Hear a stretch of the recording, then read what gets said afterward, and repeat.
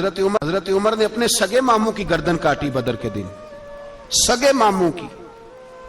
حضرت ابو عبیدہ بن جراح، سنو، اسلام امن کا درس دیتا ہے، محبت کا درس دیتا ہے، بھائی اسلام ہی تو امن کا درس دیتا ہے، پر جڑی بوٹی کاٹنا بد امنی نہیں ہوتا، ظالم کا ہاتھ پکڑنا بد امنی، اور امن والے اور ہوتے ہیں بزدل، ان دونوں میں فرق ہوتا ہے۔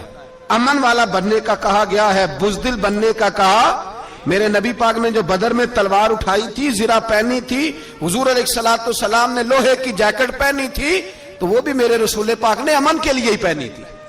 میرے نبی پاک صلی اللہ علیہ وسلم نے احد کے دن جو ہتھیار اٹھائے تھے تو وہ بھی امن کے لیے اٹھائے تھے، وہ بھی امن کے لیے حضور نے ہتھیار اٹھایا تھا۔ ہتھیار اٹھانا بد امنی کی علامت نہیں ہوتا میرے بھائی، یاد رکھیں۔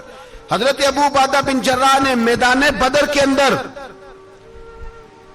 جب جنگ کا طبل بجا، حالات بگڑے، جناب ابو عبیدہ بن جراح کہتے ہیں تاریخ نے ایک عجیب موڑ پہ مجھے لا کے کھڑا کیا۔ آپ فرماتے ہیں میرے لیے اللہ نے جو آزمائش رکھی وہ سب سے بڑی رکھی۔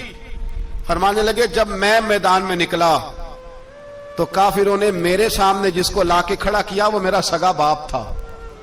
اور فرماتے ہیں اب مشکل بن گئی، عشق تے اگ دوویں ایک برابر، تے عشق دا سیک بدھیرا، اگ تے ساڑے ککھ تے کانے، تے عشق ساڑے تن میرا، تے اگ دا دارو می تے پانی، کوئی دسے ہیں عشق دا دارو کیڑا، بلے شاہ تے کچھ بھی نہیں بچدا جتھے عشق ہوراں دا ڈیرا۔ فرمانے لگے اب میرے لیے سامنے باپ، ادھر بیٹا۔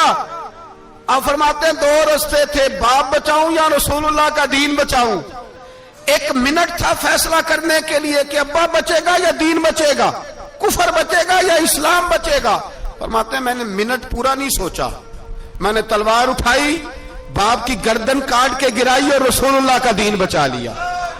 باپ کی گردن کٹ کے گری اور نبی پاک کا دین بچ گیا، بچا لیا رسول اللہ کا دین۔ حضرت عمر نے ماموں کو مارا۔ حضرت مصعب ابن عمیر کہتے ہیں تاریخ مجھے بھی لا کے کھڑا کرتی ہے بدر کے میدان میں، تو کفر کا لبادہ اوڑھ کے جب سامنے آیا تو وہ میرا سگا بھائی تھا، سگا بھائی۔ ہزاروں قومیں وجود میں آئیں دہر میں خشک و تر کے رشتے سے، پر ہم نے بنیاد دوستی رکھی یاد خیر البشر کے رشتے سے۔ سگا بھائی کفر کا نمائندہ بن کے سامنے کھڑا ہوا۔ مجھے اکٹھے کھیلنا بھی یاد تھا، مجھے ایک برتن میں روٹی کھانا بھی یاد تھا، ایک ماں سے لوریاں سننا بھی یاد تھا۔ فرماتے ہیں یہ سارا کچھ یاد تھا، پر اسلام کے حق میں دیا ہوا خطبہ جو محمد عربی نے دیا تھا وہ بھی مجھے یاد تھا، مجھے رسول اللہ کی بتائی ہوئی باتیں بھی۔ فرماتے ہیں میں سارا کچھ بھول گیا، پر مجھے اپنے رسول کا پڑھایا ہوا سبق نہیں بولا، وہ مجھے یاد رہا۔ میں نے پھر سگے بھائی کی گردن کاٹی اور میں نے وہ گردن کاٹ کے حضور کے پاس پیش کی، اور میں نے دنیا کو بتایا کہ ہمارے لیے اصل وہ ہے جو ہمارے رسول ہمیں حکم ارشاد فرماتے ہیں۔ یہ رشتے ہمارے لیے اصل ہمارے جی اچھے تعلقات ہیں۔ کون سے اچھے تعلقات؟ کون سے اچھے تعلقات؟ میرا ایک دوست مجھے کہنے لگا امریکہ تو پیار ہی بڑا کرتا ہے ہم سے۔ میں نے کہا بالکل، کسائی بھی بڑا پیار کرتا ہے بکرے سے، بڑا پیار ہوتا ہے۔ آپ جو قربانی کے بکرے لائے تھے آپ کو پیار نہیں تھا؟ ذبح کرنے سے پہلے اس کو پانی بھی پلایا، چارہ بھی کھلایا، غسل بھی کرایا، پر آخر میں کیا کیا؟ بولے نا جی، یہ والا پیار کرتا ہے امریکہ آپ سے، دیتا ہے کبھی کبھی پیسے، کوئی شک نہیں اس میں۔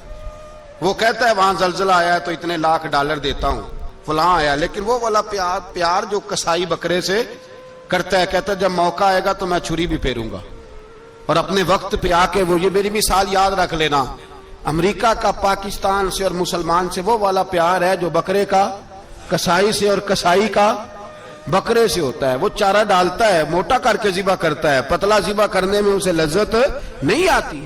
اور بھائی یاد رکھو حضرت ابو بکر صدیق رضی اللہ تعالیٰ عنہ، عرب کے لوگ جب جنگ کرتے تھے تو ایک ہاتھ میں ڈھال پکڑتے تھے، ایک ہاتھ میں تلوار پکڑتے تھے، لوہے کی ڈھال۔ جب دشمن حملہ کرتا تھا تو ڈھال آگے کرتے تھے، وہ کئی دفعہ ٹکرا کے ڈھال سے تلوار گر جاتی تھی۔ حضرت ابو بکر صدیق میدان میں نکلے، بیٹا کافروں کی طرف سے لڑنے آیا ہے، سگا بیٹا، اور میرے مصطفیٰ کریم نے فرمایا اولاد بزدل کر دیتی ہے آدمی کو۔ پر جب ایمان پختہ ہو تو پھر صحابہ نے اس بزدلی کی بھی پرواہ نہیں کی. سگا بیٹا کافر کی جانب سے آیا. حضرت ابو بکر صدیق نے تلوار سے حملہ کیا, بیٹے نے ڈھال آگے کی. جب صاحبزادے نے ڈھال آگے کی نا تو حضرت ابو بکر کی تلوار لوہے کی ڈھال سے ٹکرائی, تلوار گر گئی. اب حضرت ابو بکر نے ہتے ہو گئے, صاحبزادے نے اٹھائی تلوار. کہتا جب میں مارنے لگا تو خیال آیا گھر تو میرا اجڑے گا نا, باپ تو میرا ہی ہے نا. صاحبزادے کہتے ہیں میں ابو بکر صدیق کو چھوڑ کے چلا گیا. بعد میں مسلمان ہو گئے, کلمہ پڑھ لیا. ایک دن گھر میں بیٹھے تھے تو بات شروع ہو گئی. صاحبزادے کہنے لگے ابا جی وہ یاد ہے نا جب میری ڈھال سے آپ کی تلوار ٹکرائی تھی اور تلوار گر گئی تھی تو میں نے آپ کو باپ سمجھ کے چھوڑ دیا, میرا ہی گھر اجڑنا تھا باپ سمجھ کے.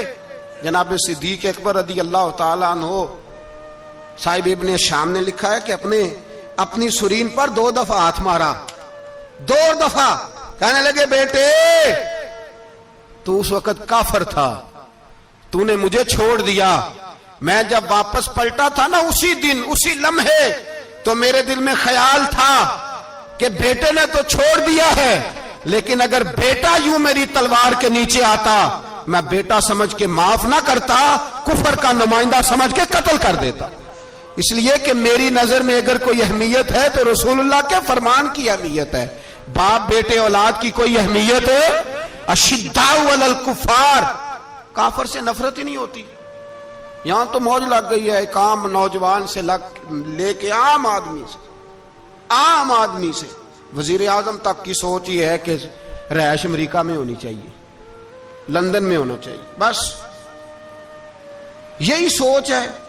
اب تو اللہ تبارک و تعالی معاف کرے جس کے پاس پاسپورٹ ہے لندن کا, یورپ کا, وہ سمجھتا پتہ نہیں میں کون سی بلا ہوں. چھوڑو, کس چکر میں پڑ گئے ہو, کس طرف نکل گئے ہو. صدر صاحب امریکہ کے صدر کے ساتھ فوٹو کھچاتے ہیں تو وہ 2 فٹ اونچا ہو جاتے ہیں. بس کرو یار, یہ کمزور لوگوں کی علامت ہے, کمزور لوگوں کی. حضرت عمر فاروق رضی اللہ, مجھے پلٹ کے یاد آتے ہیں سیدنا فاروق اعظم. حضرت فاروق اعظم رضی اللہ تعالیٰ عنہ سے عیسائی بادشاہ نے کہا میں ملنا چاہتا ہوں.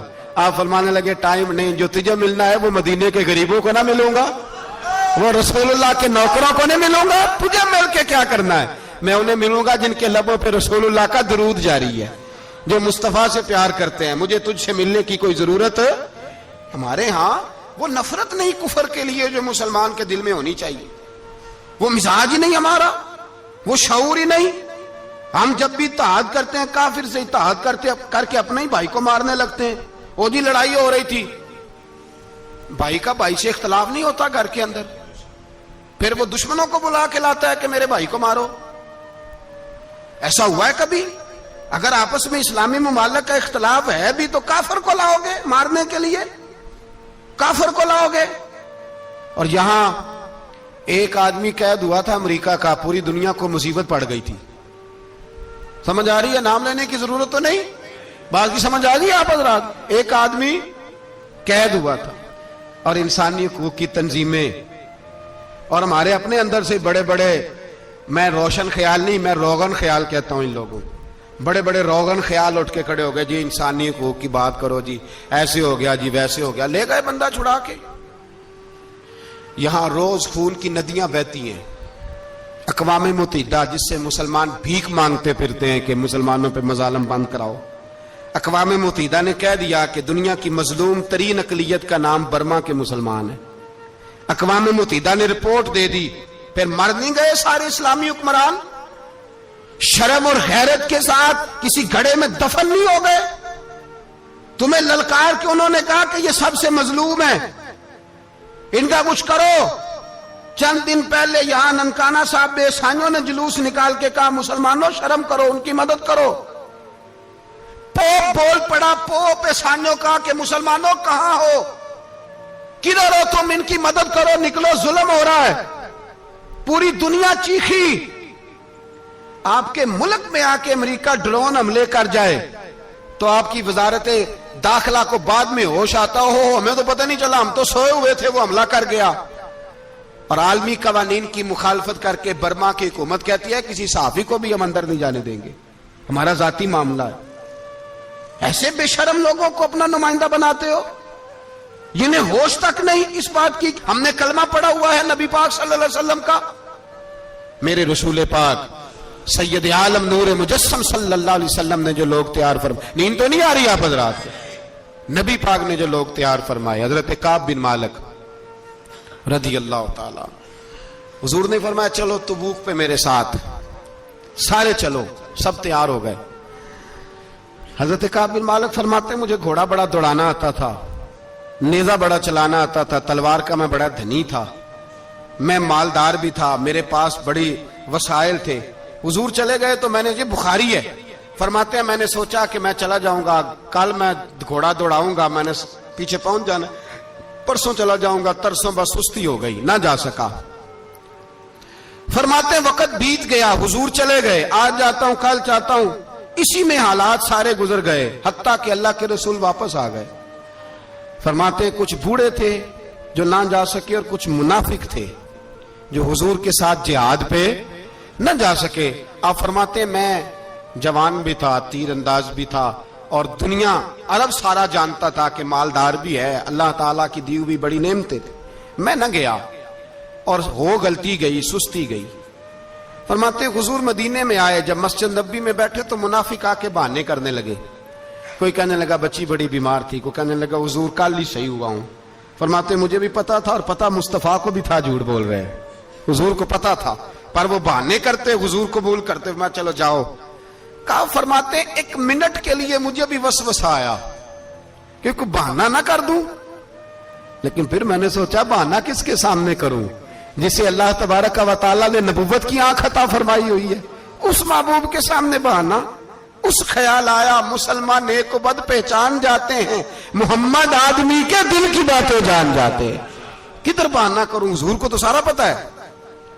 فرماتے میں گیا, حضور نے پوچھا کیوں نہیں آئے, اور پوچھا بھی مسکرا کے, کیوں نہیں آیا, مسکرا کے پوچھا. فرماتے میں نے سچ سچ بولا, میں نے کہا یا رسول اللہ سستی ہو گئی, حضور غلطی ہو گئی. جو بہانے لگا رہے تھے ان کو آزادی مل گئی, اور مکتب عشق کا دستور نرالا دیکھا, اس کو چھٹی نہ ملی جس نے سبق یاد کیا. فرماتے ہیں ان کو چھٹی مل گئی, میں نے کہا حضور غلطی ہو گئی, تو نبی پاک نے فرمایا اس سے کوئی بندہ کلام نہ کرے, خبردار میرے ساتھ بھی گفتگو نہ کرنا. حضرت کعب بن مالک فرماتے ہیں میرا چچا زاد بھائی, خالہ زاد بھائی سارے رہتے تھے, میں کسی کو سلام لیتا تو کوئی جواب بھی نہیں دیتا تھا. فرماتے ہیں میں مسجد میں نماز پڑھنے آتا, پر صحابہ کرام کو حضور نے منع کر دیا تو مدینے کی گلیاں بھی ناآشنا ہو گئی. فرماتے ہیں مجھے یوں لگتا تھا کہ مدینے کے در و دیوار بھی مجھ سے کلام نہیں کرتے, میں وہاں دعا منگیا کرو سنگیو کتے مرشد نہ رس جاوے, اے جنہاں دے پیر رس جاندے او جیوندے ہی مرے رہندے. کہا اس طرح لگا کہ جیسے حالات بگڑ گئے سارے میرے حق میں. آپ فرماتے ہیں میں مسجد میں آ کے بیٹھتا تو جب مجھے پتا تھا, میں جب آنکھیں ادھر کرتا تو حضور مجھے دیکھتے, اور جب میں نبی پاک کو دیکھتا تو حضور چہرہ پھیر لیتے. بول پڑے خواجہ غلام فرید صاحب, کہنے لگے میں ویکھاں تے میرا یار نہ ویکھے, جے میں نام ویکھاں تے او ویکھے, ایڈے نصیب کتھوں تتڑی دے, او میرے وچ ویکھن دے ویکھے. غلام فریدا او بوے یار دے مریے, پامیں ویکھے یا نہ ویکھے. آپ فرماتے میں سید عالم صلی اللہ علیہ وسلم کو دیکھتا تو حضور رخ انور پھیر لیتے. حضرت کعب بن مالک رضی اللہ تعالیٰ عنہ فرماتے ہیں کہ حضور کا حکم آیا کہ بیوی کو علیحدہ کر دو. بار پہلے کوئی نہیں بات کرتا, اب کہا بیوی کو علیحدہ کر دو, تو میں نے کہا حضور طلاق دے دوں. فرمایا نہیں میکے بھیج دو, طلاق نہیں دینی. فرماتے ہیں بال بچہ بھی چلا گیا, نہ گھر میں کوئی نہ باہر کوئی, تنے تنہا. آپ فرماتے ہیں زمانہ جانتا تھا, عرب کے صوبوں میں بات پھیل گئی کہ کعب بن مالک جیسا سردار, مالدار, گھوڑ سوار, تیر انداز, نیزہ باز, اتنا بڑا سیانہ سنجیدہ آدمی جدا کر دیا نبی پاک نے. فرماتے ہیں غسان کے عیسائی بادشاہ نے مجھے خط لکھا. حضرت کعب فرماتے ہیں بڑی آزمائش تھی, پر یہ مصیبت سب سے بڑی تھی. غسان کے عیسائی بادشاہ نے خط لکھا, اس کا آدمی مجھے ڈھونڈتا پھرتا مدینے میں, میں ملا تو خط اس نے مجھے دیا. خط میں یہ نہیں لکھا تھا کہ کافر ہو جاؤ معاذ اللہ, یہ نہیں لکھا تھا عیسائی ہو جاؤ. اس نے خط میں لکھا کہ کعب ہم نے سنا ہے تمہارے نبی نے تمہیں چھوڑ دیا، ناراض ہو گئے، تم تو اس قابل تھے کہ صوبے کے گورنر بنائے جاتے، تم تو بڑے عہدے کے قابل تھے، تمہاری تو شہرت ہے سارے علاقوں میں، تم آ جاؤ ہمارے پاس، ہم تمہیں بہت بڑا عہدہ دے دیں گے۔ حضرت کعب بن مالک فرماتے ہیں اب میری چیخیں نکلی، اب میں تڑپ کے رویا، میں نے وہ اس کا خط پکڑا اور جلتے ہوئے تنور میں ڈالا اور مسجد نبی میں سر سجدے میں رکھ کے میں نے کہا اے اللہ، میرا ایمان اتنا ہی مشکوک ہو گیا ہے کہ کافر کہتے ہیں میں ان کے ساتھ مل جاؤں گا، اے اللہ میرا ایمان اتنا مشکوک، کافر سمجھنے لگے ہیں کہ میں مسلمانوں کو چھوڑ کے ان سے اتحاد کروں گا۔ یہاں لوگ کہتے ہیں ہم نے پریشر کے لیے ان کو ساتھ ملایا ہے، ہم نے پریشر کے لیے کافر سے سمجھوتا کرو گے، اپنے بھائی پر ظلم کرنے کے لیے بے ایمانوں کے ساتھ دوستی کرو گے۔ حضرت کعب بن مالک فرماتے میں نے تندور میں ڈالا، میں تڑپ کے رویا، میں نے کہا اے اللہ میرا اتنا امتحان نہ لے کہ کافر سوچنے لگے کہ میں اسے سمجھوتا کروں گا، اے اللہ مہربانی فرما، اتنا امتحان نہ لے۔ روتے روتے گھر گیا، سحری تک روتا رہا، ایک آدمی دوڑا آیا، کہنے لگا کعب جلدی چل، حضرت جبریل آ گئے ہیں، اللہ نے تیری توبہ قبول فرما لی ہے، رسول پاک نے تجھے یاد فرمایا ہے، چل آ جا۔ حضرت کعب بن مالک فرماتے میں قدموں میں گرا اور میں نے کہا محبوبہ میرا سارا ہی مال لے لے، حضور میری ساری صلاحیتیں لے لے، رکھ لیں سارا کچھ، مجھے وہ مال نہیں چاہیے جو آپ کے دروازے سے دور کر دے، حضور وہ دولتیں میرے کس کام کی جو آپ کے دروازے سے دور کر دے، بے نور بے چراغ جو محفل ہو پھونک دو، اعظم بلا سے اپنی وہ ہستی ہی کیوں نہ ہو، جو چیز اس کی راہ میں حائل ہو پھونک دو۔ حضرت کعب بن مالک رضی اللہ تعالیٰ عنہ نے ایک منٹ کے لیے بھی کافر سے سمجھوتا کرنا پسند